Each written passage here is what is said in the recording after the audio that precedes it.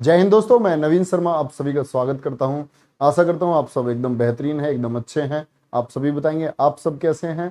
और हम लोग रोज रात को बच्चे 11 बजे से कर रहे हैं क्या, मूल विधि में जितने भी आपके एक्ट हैं उन सभी एक्ट के 25 बेहतरीन प्रश्न, जिसमें हम सभी लोग आगे बढ़ते जा रहे हैं। और आज हम पढ़ने वाले हैं किसको, राष्ट्रीय सुरक्षा कानून को। किसको पढ़ने वाले हैं हम आज लोग हम क्लास में पढ़ने वाले हैं राष्ट्रीय सुरक्षा कानून रासू का 1980 को। किसको, 1980 को। और कल का टॉपिक मैं आपको बता देता हूं बच्चे। कल हम टॉपिक पढ़ रहे होंगे आपका पर्यावरण संरक्षण एवं वन्य जीव संरक्षण को। क्या पढ़ रहे होंगे कल, पर्यावरण संरक्षण, पर्यावरण संरक्षण और आपका वन्य जीव संरक्षण को, वन्य जीव संरक्षण अधिनियम। कल का ये हमारा टॉपिक होगा और 25 क्वेश्चन आप लोग इसके तैयार करके रहेंगे, यानी इसको पढ़ करके तैयार रहेंगे।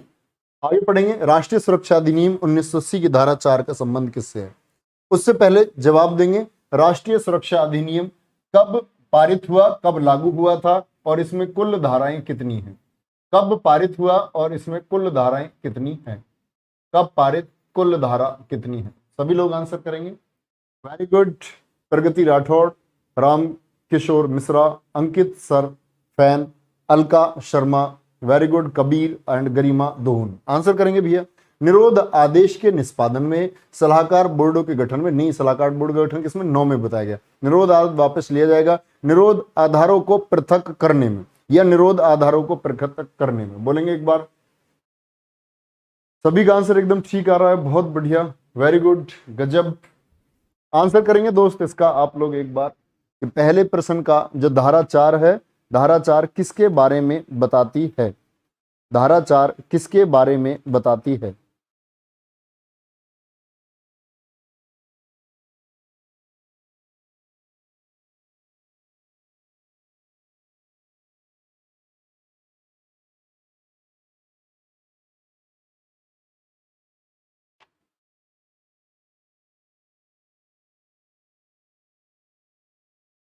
बोलेंगे, वेरी गुड।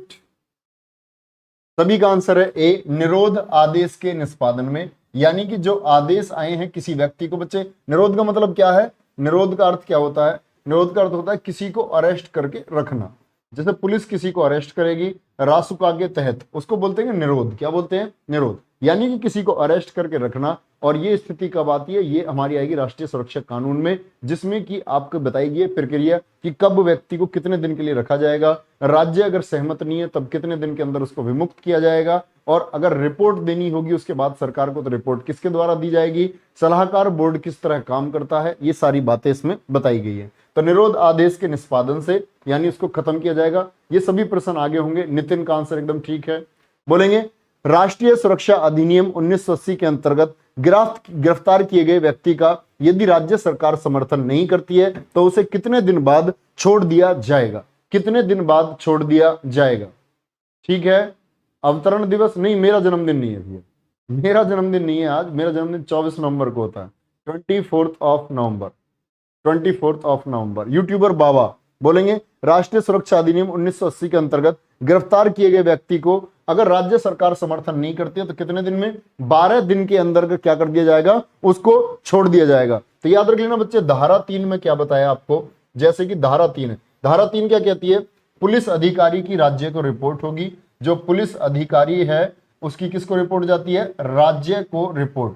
पुलिस अधिकारी की राज्य को रिपोर्ट किसके अनुसार, धारा 3 के अनुसार। और उसके बाद जब राज्य को रिपोर्ट जाएगी, राज्य देखता है कि भाई ये जो गिरफ्तार किया गया व्यक्ति है इसकी गिरफ्तारी ठीक नहीं है, तो वो क्या बोलेगी, अब उसका समर्थन नहीं करेगी। बोलेगी तुमने गिरफ्तार व्यक्ति को, इसको गिरफ्तार नहीं करना चाहिए था, तो उसको कितने दिन में, 12 दिन के अंतर्गत छोड़ दिया जाएगा। और गिरफ्तारी की सूचना की तिथि क्या है बच्चे, कितने दिनों के अंदर गिरफ्तारी की जो सूचना देनी होगी वो कितने दिनों के अंदर देनी होगी, वो 7 दिन के अंदर देनी होती है, 7 दिन के अंदर देनी होती है। आगे चलेंगे, आंतरिक सुरक्षा व्यवस्था अधिनियम, maintenance of internal security act, maintenance of internal security act, इसी को बोलते हैं आंतरिक सुरक्षा व्यवस्था अधिनियम के बारे में निम्नलिखित में से कौन सा बयान सही है।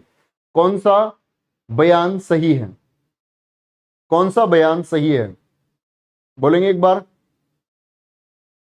तो इस कानून परिवर्तन एजेंसियों को लोगों को अनिश्चितकालीन निवारक निरोध के अधिकार दे दिए। और जब मीजा आया तो लाखों लोगों को गिरफ्तार किया गया। 1971 में आया था बच्चे, क्या किया गया, लाखों लोगों को क्या कर दिया गया, अंदर पहुंचा दिया गया। जैसे कि आप लोग पढ़ते होंगे नेशनल इमरजेंसी आर्टिकल 352। राष्ट्रीय आपातकाल में क्या है, राष्ट्रीय आपातकाल में क्या स्थिति बताई गई है बच्चा, तो उसमें जो आपकी स्टेज है आप लोग जानते हैं कि 352, ये क्या है, राष्ट्रीय आपातकाल। और राष्ट्रीय आपातकाल कब लगा था, 3 बार देश में लगा ना, 3 बार। पहली बार कब लगा था आपका 1965 में लगा, आपका 1965 में। दूसरी बार लगा था आपका 1971 में 3 अक्टूबर को। और तीसरी बार नेशनल इमरजेंसी कब लगी थी, 26 जून 1975 को। और उस तीसरी इमरजेंसी में सबसे ज्यादा फायदा इंदिरा गांधी सरकार जो थी आपकी, उसने किसका उठाया था, मीजा एक्ट का। सब लोगों को अंदर ठूस दिया था मीजा एक्ट के द्वारा। बोलेंगे मैंने आपको बताया था ऐसे कौन से नेता थे जिनकी बेटी का नाम उन्होंने अपने मीजा एक्ट के ऊपर ही रख दिया, मीजा एक्ट के ऊपर ही उन्होंने अपनी बेटी का नाम रख दिया था।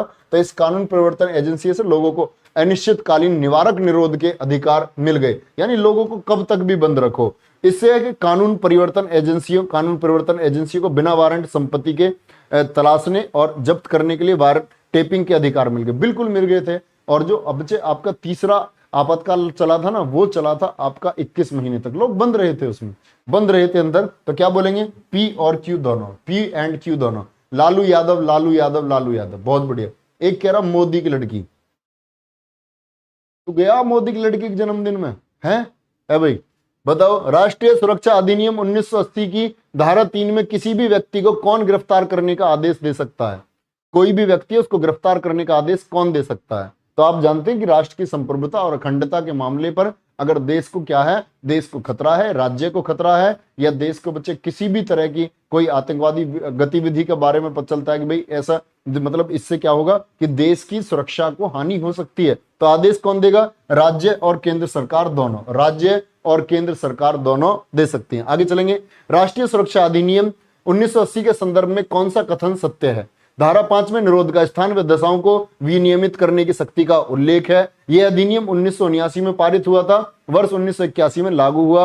ए एंड बी दोनों, क्या बोलेंगे, धारा 5 में निरोध का स्थान, दशाओं को विनियमन करने की शक्ति का उल्लेख है। लेकिन क्या यह अधिनियम 1979 में पारित हुआ था और 1980 में लागू हुआ, नहीं, 27 दिसंबर 1980 को लागू हुआ था। यह बात क्या हो गई, गलत हो गई, ये बात क्या हो गई, गलत हो गई। एक ठीक है, ये बच्चे इस पर मत भागा करो, ए एंड बी दिखा तो ये ठीक होगा, हमेशा इस पर मत भागो, ओनली वन ठीक है। आगे बढ़े।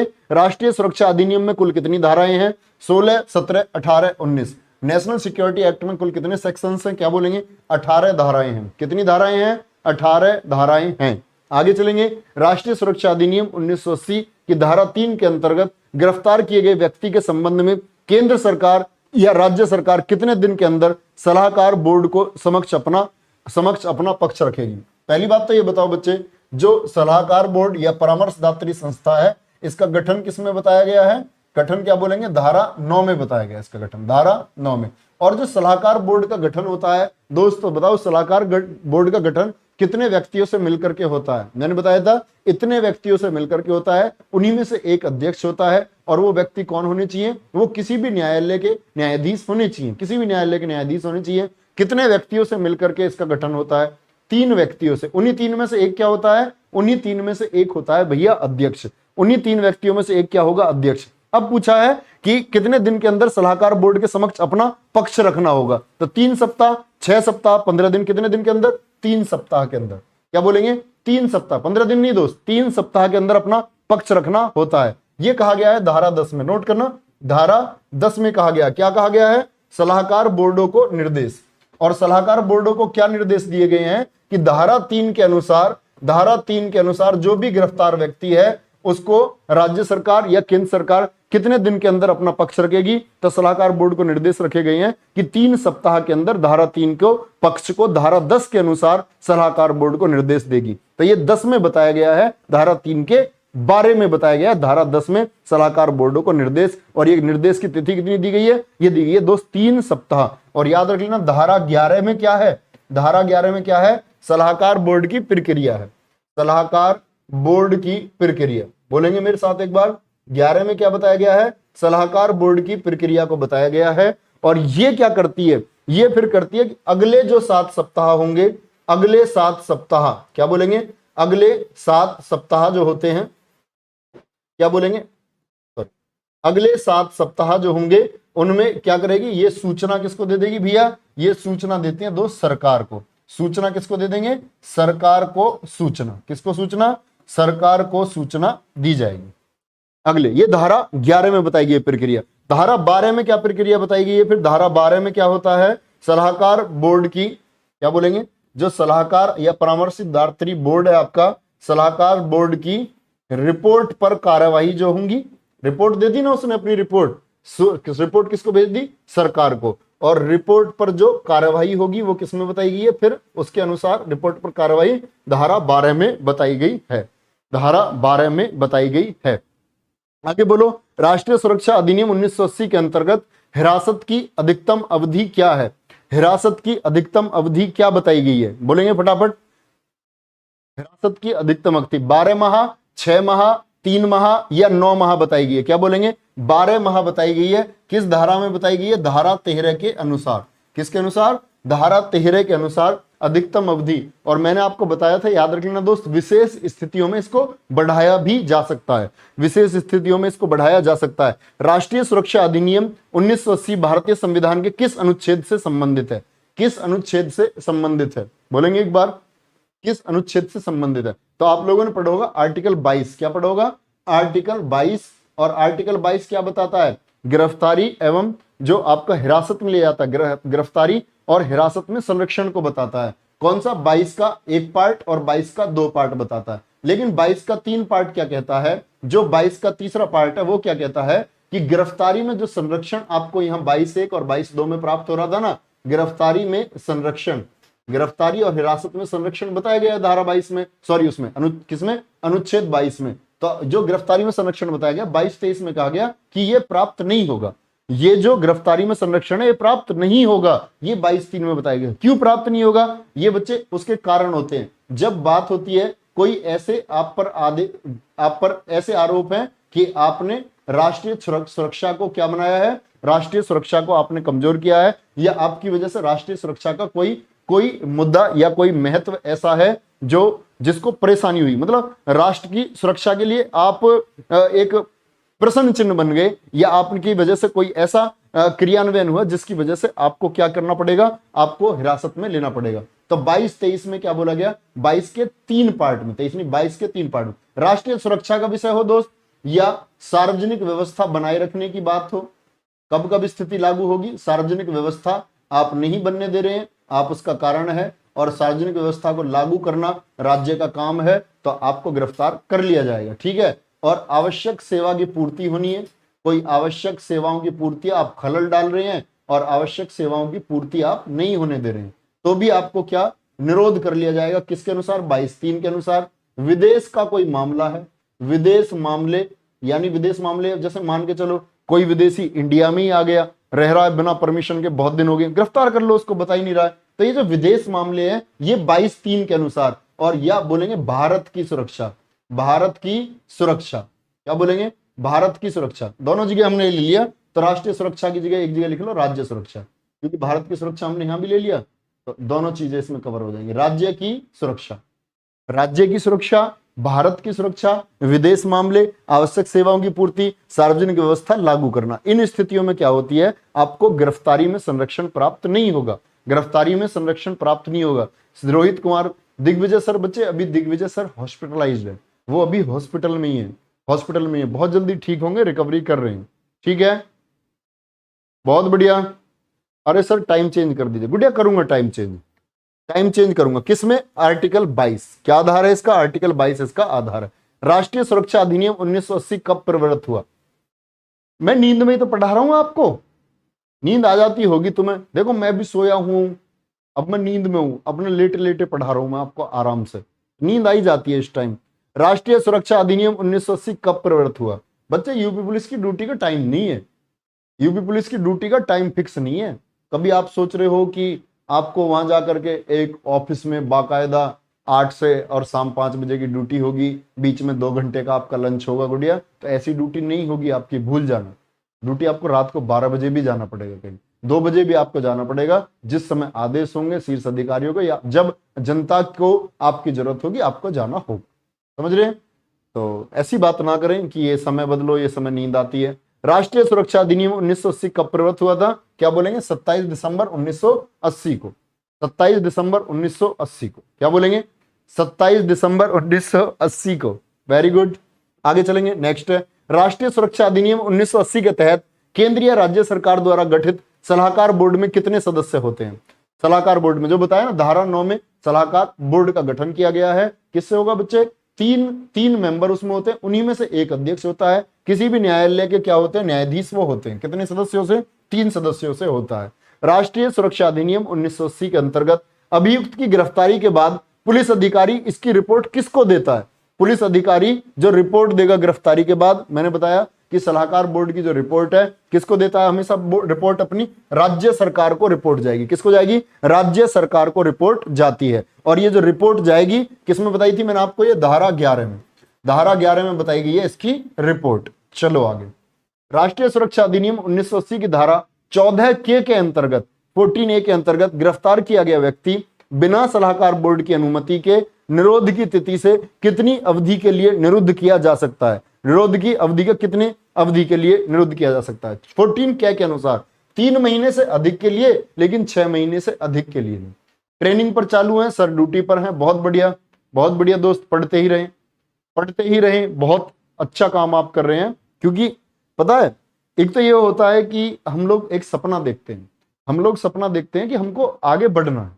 आगे बढ़ने के बच्चे माध्यम मीडियम फैमिलीज में क्या होते हैं, हम लोग मतलब एक बिजनेस सेटअप नहीं कर पाते हैं, तो हमको लगता है कि सोसाइटी में हमारी सही समझ भी हो जाएगी, सही हमारी मान्यताएं हो जाएंगी, लोग हमारी बात को पानी देंगे थोड़ा सा, और अपनी जिंदगी भी क्या है गर्दिश में नहीं जाएगी। तो हम लोग सरकारी नौकरी का चुनाव करते हैं, और अच्छा ऑप्शन है, अच्छा ऑप्शन है। क्योंकि बिजनेस में बच्चा पता नहीं होता कहाँ बिजनेस डूबेगा कहाँ नहीं डूबेगा। अब आपकी नौकरी क्या है? आप अपने परिवार के लिए एक साधक बनेंगे, आप उन लोगों की मदद करेंगे। लेकिन सबसे बड़ी बात है नौकरी लेने के बाद भी आप सपना देख रहे हैं आगे बढ़ने का। तो ये दर्शाता है सिर्फ और सिर्फ आपकी तरक्की को, कि आप रुकने वालों में से नहीं है। रुक करके, जैसे कहते हैं ना, कोई कोई व्यक्ति संयम कर लेता, संतोष हो जाता, आप उन लोगों में से नहीं है। आपके अंदर महत्वाकांक्षा है। महत्वाकांक्षा मतलब ऊपर उठते रहने की इच्छा, आगे बढ़ते रहने की इच्छा। और जिसके अंदर दोस्त ये होती है ना, वो आगे बढ़ता जरूर है। ऐसे ही आगे बढ़ते रहें और पढ़ते रहें। बोलेंगे निम्नलिखित में से किस वाद में सर्वोच्च न्यायालय ने यह निर्णय दिया कि यह अधिनियम जो है नेशनल सिक्योरिटी एक्ट भारतीय संविधान के अनुच्छेद 14, 19, 21 तथा 22 का उल्लंघन नहीं करता है? ए के राय बनाम भारत संघ में, ए के राय बनाम भारत संघ में कहा गया। बहुत बढ़िया। नेक्स्ट है अगला, निरोध के आधारों का पृथक किया जाना राष्ट्रीय सुरक्षा अधिनियम 1980 की किस धारा के अंतर्गत आता है? 1980 की किस धारा के अंतर्गत आता है? फटाफट आंसर करेंगे। निरोध के जो आधार हैं उनको पृथक कर दिया जाना, अलग कर दिया जाना राष्ट्रीय सुरक्षा अधिनियम 1980 की किस धारा? धारा 5 में, धारा 5 में, धारा 5 के में, धारा 6 में। तो बच्चे 5 के अभी शुरुआत में आया था, पृथक किया जाना। धारा 6 क्या बताती है? कि निरोध, ये भी इंपॉर्टेंट है धारा 6, निरोध के जो आदेश हैं, यानी कि किसी व्यक्ति को गिरफ्तार कर लिया, बंद कर लिया, निरोध के आदेशों का, अरेस्टिंग के जो आदेश हैं, आदेशों का अविधि मान्य न होना। यानी कि ऐसा नहीं है आप ये बोल दोगे कि भाई जो पर्याप्त कारण नहीं थे, अविधि मान्य न होना, ये नहीं बोलेंगे कि वो पर्याप्त कारण नहीं है तो ये क्या हो गया। अब ये ऐसे बोलेंगे इलीगल, इलीगल, तो इलीगल नहीं कह सकते हो। कब इलीगल नहीं कह सकते हैं? जैसे कि मेरी एक क्षेत्रकारिता है, मेरा एक क्षेत्र है कि मैं इस क्षेत्र में काम कर सकता हूं, लेकिन मैंने अपने क्षेत्र के बाहर जाकर के काम कर लिया, अपनी फील्ड से बाहर जाकर के मैंने अरेस्ट कर लिया, अपनी क्षेत्रकारिता से बाहर जाकर के मैंने गिरफ्तारी कर ली। इस वजह से आप ये नहीं कह सकते हैं कि जो गिरफ्तारी है वो अविधि मान्य है, कि इसको छोड़ दो, नहीं छोड़ा जाएगा। सिर्फ क्या है कि उसको अविधि मान्य नहीं माना जाएगा, बेशक से क्षेत्रकारिता के बाहर जाकर के गिरफ्तारी हुई है। ये किसमें बोला गया? धारा 6 में बोला गया है। आगे चलेंगे। राष्ट्रीय सुरक्षा अधिनियम 1980 की धारा 3 के अंतर्गत कोई व्यक्ति गिरफ्तार किया जा सकता है जब बच्चे सैटरडे को होगा हिस्ट्री की मैराथन, प्रकाश यादव, सैटरडे, इसी सैटरडे मॉडर्न इंडिया की मैराथन होगी। बोलेंगे? बहुत बढ़िया।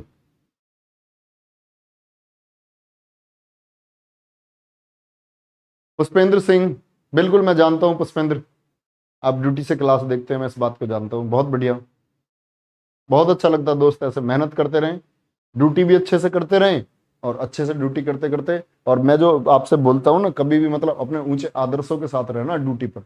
कोई कुछ भी नहीं, कोई कुछ भी बोले, कोई आप पर दबाव बनाए, घूस आदि का कुछ नहीं। आपको मतलब खुले दिल से काम करना है, एकदम ईमानदार होकर के काम करना है। राष्ट्रीय सुरक्षा अधिनियम 1980 की धारा 3 के अंतर्गत कोई व्यक्ति गिरफ्तार किया जा सकता है, तो क्या बोलेंगे? भारत की सुरक्षा से संबंधित कार्यों में लगा हो, भारत की सुरक्षा से संबंधित कार्यों में लगा हो,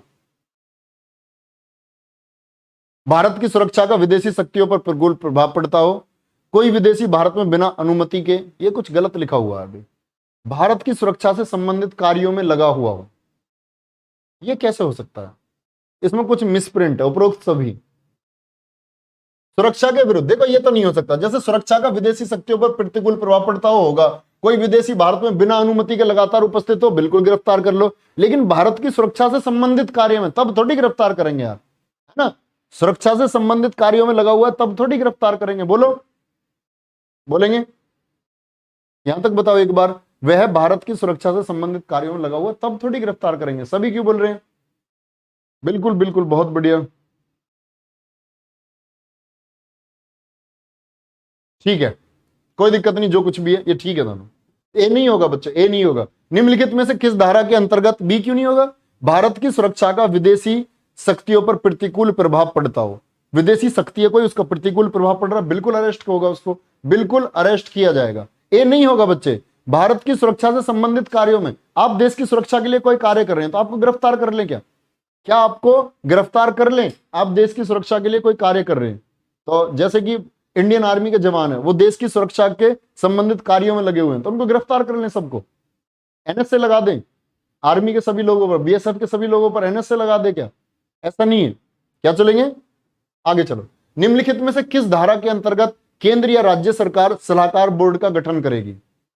हाँ, असुरक्षा होता तब होगा, सुरक्षा की जगह असुरक्षा होता तब तो हम मान लेते। देखो, ये कहना ठीक है कि भारत की असुरक्षा होता, बच्चे जब ही तो गिरफ्तारी होगी, सुरक्षा से संबंधित पर गिरफ्तारी क्यों होगी, है ना? चलो, निम्नलिखित में से किस धारा के अंतर्गत केंद्र या राज्य सरकार सलाहकार बोर्ड का गठन करेगी? बोलेंगे? केंद्र या राज्य सरकार क्या करेंगी? सलाहकार बोर्ड का गठन करेगी। बहुत बढ़िया, बताएंगे आंसर।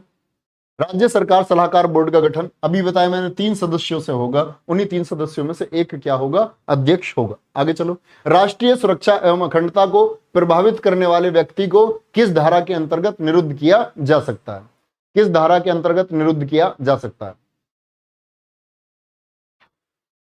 किस धारा के अंतर्गत निरुद्ध किया जा सकता है? धारा 3, धारा 7, धारा 4, या फिर आपका धारा 11 होगी, या फिर आपकी धारा 11 होगी। इसमें बोलेंगे क्या बोला कि निरुद्ध किया जा सकता है किसको? अगर कोई देश की सुरक्षा एवं अखंडता को प्रभावित कर रहा है तो, प्रभावित कर रहा है किसके अनुसार? धारा 4 के अनुसार। पारा लिख रखा है, धारा होगा। क्या बोलेंगे? धारा, धारा 4 के अनुसार। और बच्चे धारा 7 भी इंपॉर्टेंट है, ये किसके बारे में बोलती है? फरार व्यक्ति के संबंध में जो शक्तियां होती हैं, फरार व्यक्ति के संबंध में शक्तियां। अब मुझे एक बात बताओ, फरार व्यक्ति जो होता है उसको आदेश दिया गया कि वापस आओ, वापस आओ, लेकिन वो वापस नहीं आता है, तो बच्चे कितने वर्ष तक की सजा उसको होगी, और साथ में जुर्माना लगाया जाएगा या नहीं? यह जुर्माना लगाया जाएगा या नहीं, देखेंगे ध्यान से, बोलो एक बार। वेरी गुड, ठीक है, आगे चलेंगे। राष्ट्रीय सुरक्षा अधिनियम 1980 के तहत अस्थायी रूप से विमुक्त किया गया व्यक्ति नियत तारीख पर सक्षम प्राधिकारी के समक्ष उपस्थित नहीं होता है तो उसे कितने वर्ष के कारावास की सजा दी जा सकती है? यही प्रश्न है जो मैं आपसे पूछ रहा हूं। कितने वर्ष की? 2 वर्ष तक की सजा दी जा सकती है। कितने की? 2 वर्ष तक की सजा दी जा सकती है। अशोक खारी। आगे चलेंगे। राष्ट्रीय सुरक्षा अधिनियम 1980 के अधीन गठित सलाहकार बोर्ड के सदस्यों में मतभेद की स्थिति अगर हो गई, मतभेद की स्थिति में किसका निर्णय मान्य होता है? सलाहकार बोर्ड के अध्यक्ष का, विधि मंत्री का, भारत सरकार का जो विधि मंत्री हो, बहुमत से लिया गया कोई निर्णय, या इनमें से कोई नहीं। तो बच्चे जो सलाहकार बोर्ड है ना, सलाहकार बोर्ड में कितने सदस्य? 3 सदस्य। जिस तरफ 2 व्यक्ति हो जाएंगे उसी को माना जाएगा, यानी बहुमत से लिया गया निर्णय। क्या बोलेंगे? बहुमत से लिया गया निर्णय, अध्यक्ष का नहीं, अध्यक्ष का फैसला नहीं चलता है इसमें। क्या बोलेंगे? किसका? बहुमत से जो लिया गया निर्णय। और ये बहुमत से लिया गया निर्णय किसमें बताया गया है? इसको धारा 11 में बताया गया। किसमें? धारा 11 में बताया गया है। अपर्याप्त कारण होने पर विमुक्त कर दिया जाएगा। राज्य सरकार रिपोर्ट देती है, देखते हैं कि अपर्याप्त कारण है, इस व्यक्ति को अरेस्ट करके नहीं रखना चाहिए, अरेस्ट करके नहीं रखना चाहिए, तो उसको विमुक्त कर दिया जाएगा, यानी कि छोड़ दिया जाएगा। किस धारा में बताया गया, किसमें, धारा 12(2) में बताया गया। और ये क्या बताती है, कंटिन्यू अरेस्टिंग को बताती है, यानी निरोध जारी रखो। ये कब होगा, जब अरेस्टिंग जारी कब रहेगी, जब कारण कैसे होते हैं, पर्याप्त कारण है उसकी गिरफ्तारी के। धारा 13 क्या बताती है बच्चे, बोलेंगे धारा 13, और धारा 13 में क्या बताया था मैंने, 12 माह का मैक्सिमम निरोध हो सकता है, लेकिन विशेष परिस्थितियों में इसको बढ़ाया भी जा सकता है, अगर बहुत विशेष परिस्थिति है। जैसे धारा 15 किसको बताती है, अस्थायी रूप से छोड़ना, अस्थायी रूप से छोड़ना, अस्थायी मतलब परमानेंट नहीं छोड़ना।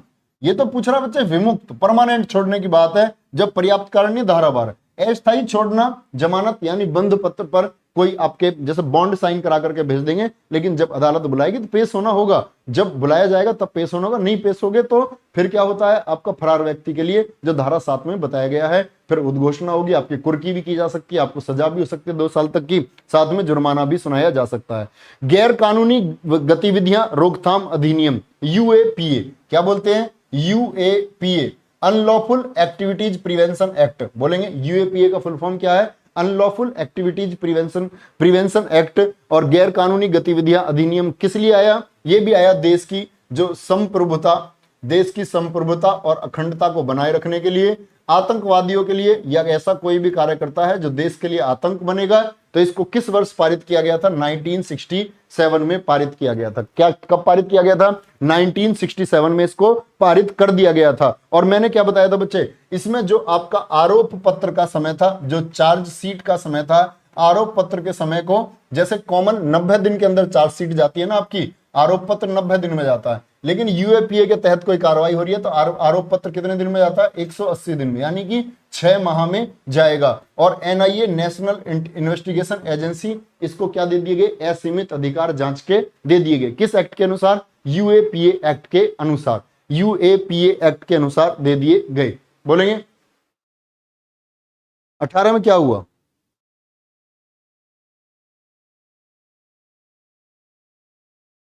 18 में क्या हो गया बच्चा, ये पूछ रहा है, राष्ट्रीय सुरक्षा एवं अखंडता को प्रभावित करने वाले व्यक्ति को किस धारा के अंतर्गत निरुद्ध किया जा सकता है, धारा 4 के अंतर्गत निरुद्ध किया जा सकता है। इसमें क्या दिक्कत है, अरेस्टिंग जो होगी, इसमें क्या दिक्कत हुई मेरे शेर।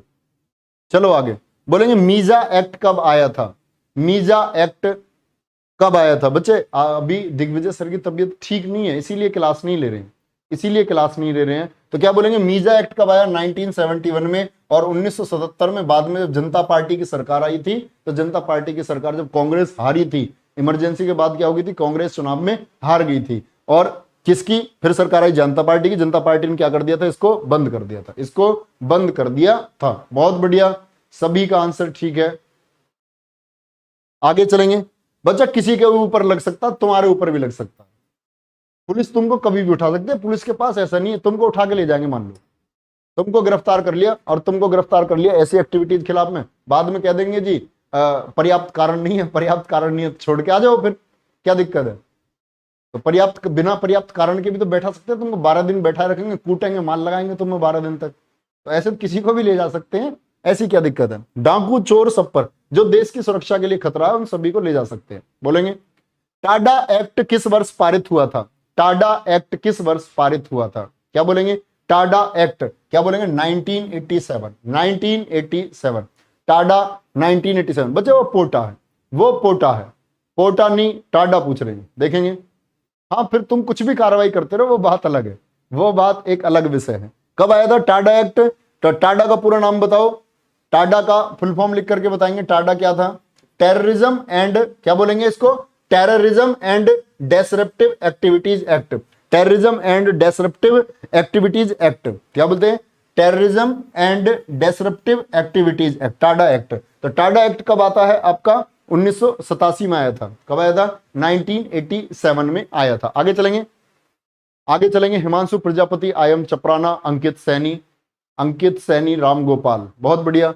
आगे चलो, एनएसए के तहत प्राधिकारी गिरफ्तारी का कारण किस धारा के अनुसार बताएगा, यानी आपको गिरफ्तार किया गया है, आपको इसका कारण बताना होगा। और किस धारा के अनुसार बताओगे? धारा 8 के अनुसार बताया जाता है। और बच्चे याद रख लेना, जो गिरफ्तारी का कारण है ना, ये आपको 5 दिन के अंदर बताना होता है। देखेंगे गिरफ्तारी का कारण कितने दिन के अंदर बताना होता है?